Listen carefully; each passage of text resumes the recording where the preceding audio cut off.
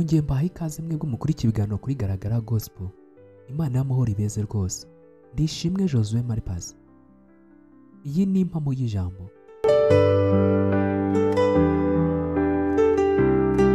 Burya jya ukora ibyiza birenze n'ibyo wasabwe.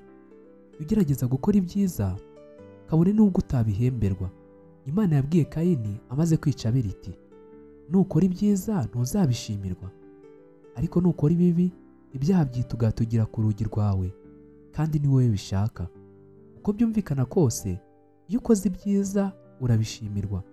Ushobora kutabishimirwa muri iyi si mu buryo bugaragara, ariko burya ni nk'igihu cyiza uba ushyize ku muryango wawe, abazagukomokaho, abakuzi ndetse n'amateka yawe ku izina ryawe. Ugerageza gukora ibyiza nk'umuco uboneye kuruta kumva ibihembo. Igitekerezo gito.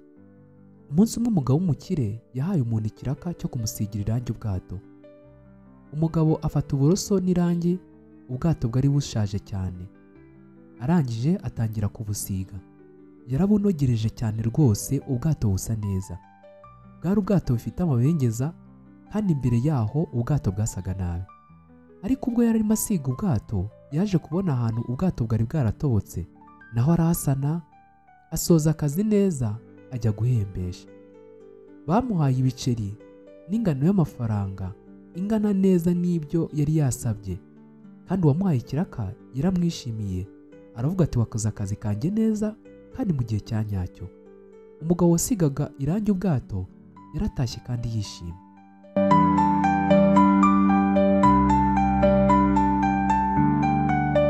Hashize iminsi mike yagiye kubona wa mugabo aje kumureba, amuhereza ibahasha irimo amafaranga menshi cyane. Wa mugabo wasize ubwato irangi yaratangaye cyane. Ati, amafaranga uyampereye iki? Nayande ko ngiye ikiraka twari twavuganye wakimpembeye neza, kandi ko nagushimiye uri umuntu mwiza. Wa mugabo yamurebye mu maso araseka cyane, aravuga ati, nawe uri umuntu mwiza kandi yewe kurushaho. Aramubwira ati, naguhembeye gusiga ubwato irangi, aya mafaranga nkuzaniye nayo kuba waransaniye umwenge wari mu bwato bwanjye. Umugabo ati, se none ko ako kobo nasanye kari gato, kandi nta mafaranga runaka twari twavuganye yo kuma kuri ako kobo? Wa mugabo w'umukire yaramurebye mu maso nanone, aramubwira ati, warantangaje cyane. Burya nguye ikiraka cyo gusiga ubwato irangi, nibagiye kukubwira ko bwari bwaratobotse kugira ngo nabyo binsanire. Natekerezaga ko bisaba umutekinisiye wisumbuye kugira ngo abunsanire. Icyo gituma hari byanciyeho. Icyantangaje ni uko wabinkoreye, ariko se ubwato busize bwari kuba bupfumutse nari kumaza iki? Keretse hari iyo buba ari umutako.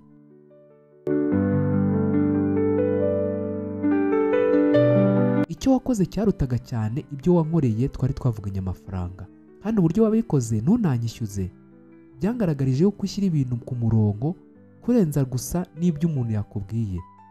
Ubu ni ubumuntu butagereranywa butagirwa n'ab'iki kinyejana. Reka nguhe inkuru nto buriya utaruzi.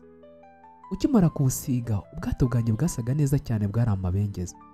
Nanjye byanciyeho abana baza kumbwira ko bashaka kubukoresha ngo bakajya kuroba. Nahise mbabwira ati, nta kibazo, kuko abana banjye baragiye bajya kuroba. Bararobye kandi bazana amafi meza cyane.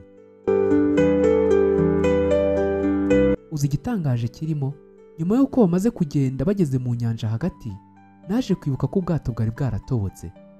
Nakoresheje igishoboka byose kugira ngo ndebe ko nagera kuri ba bana, gusa hafi aho nta n'ubwato bwari buhari kugira ngo mpagere. Nakomeje gusenga ku mavi yanjye ntekereza uburyo bishobora kuba ubwato bwinjiyemo amazi. Gusa ba bana bararobye kandi baragaruka. Icyizere cyanjye n'amaso nayatumbiraga aho bari bari, nkabona barishimye cyane kandi barimo bararoba bishimye. Igihe bagarukaga narabahobeye cyane kubw'isengesho nari nasenze ry'Imana, nibagaruka ndayishimira byisumbuye. Numvaga ko bitashoboka rwose ko bari bugaruke. Naravugaga nti, wenda bari bugere kure, amazi aracyagerageza kwinjiramo, ariko uko bagera kure cyane niko bibugore cyane. Mu isengesho rya mbere yuko hari ubwato runaka bungeraho, numvaga rwose nshaka yuko abo bana bagaruka amahoro. Igitangaje, ubwo bagarukaga narebye neza ahari wa mwenge, nsanga warasanwe kera kandi neza. Natekereje igikorwa kinyamibwa wakoze, binkora ku mutima rwose. Iki gikorwa ngukoreye nta nubwo gifite ubusobanuro.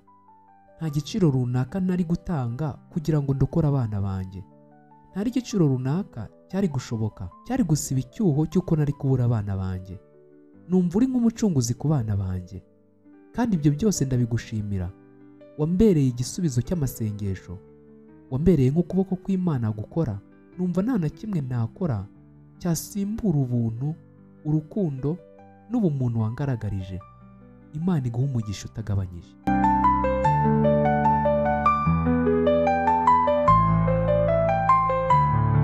Isomo dukura kuri iki gitekerezo: impamo y'ijambo. Tujye dusiba utubobo turi mu buzima bw'abandi tudategereje ibihembo, twibwirije. Uzi ko wasanga hari ubuzima bwinshi tuzaba turokoye, cyangwa se dushyize mu byimbo byiza, tuma haba ibitonyanga by'ibyishimo ku matama ya benshi. Icyiza ni nko kugurizanya, kabone n'ubwo muri kamere yisubizanya itaba ibisobanukiwe.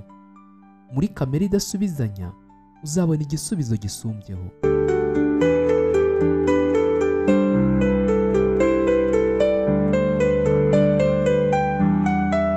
Ese mu byo ukora byose ujya utekereza wenda ukuri hafi uburaye? Utekereza ku mfubyi, umupfakazi, udafite akazi, umushomeri, umuntu uri mu bihe by'amage, cyangwa undi muntu wese uri kugutakira? Ujya utekereza rimwe na rimwe niba uri umuyobozi cyangwa ufite inshingano runaka, ushaka kwirukana umuntu runaka muri serivisi, kwa muganga kuko yabuze ubwishyu, ku ishuri kuko yabuze ubwishyu, mu nzu kuko yabuze ubwishyu, mu modoka kuko abuze ubwishyu, ku ifunguro kuko abuze ubwishyu, ku mwambaro kuko abuze ubwishyu, ndetse n'ibindi byose ushobora gukora udutonyanga duto tugafasha abandi.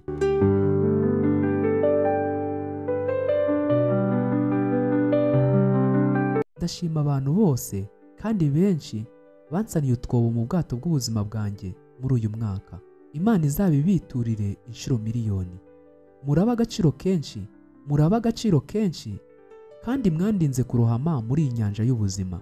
Nanjye nifuza ko Imana yampa imbaraga yo gusiba utwobo tw'ibyuho turi mu buzima bw'abandi. Uyu mwaka mushya tugiye kwinjiramo, reka uzaba uwo gusiba utwobo tw'ibyuho turi mu buzima bw'abandi.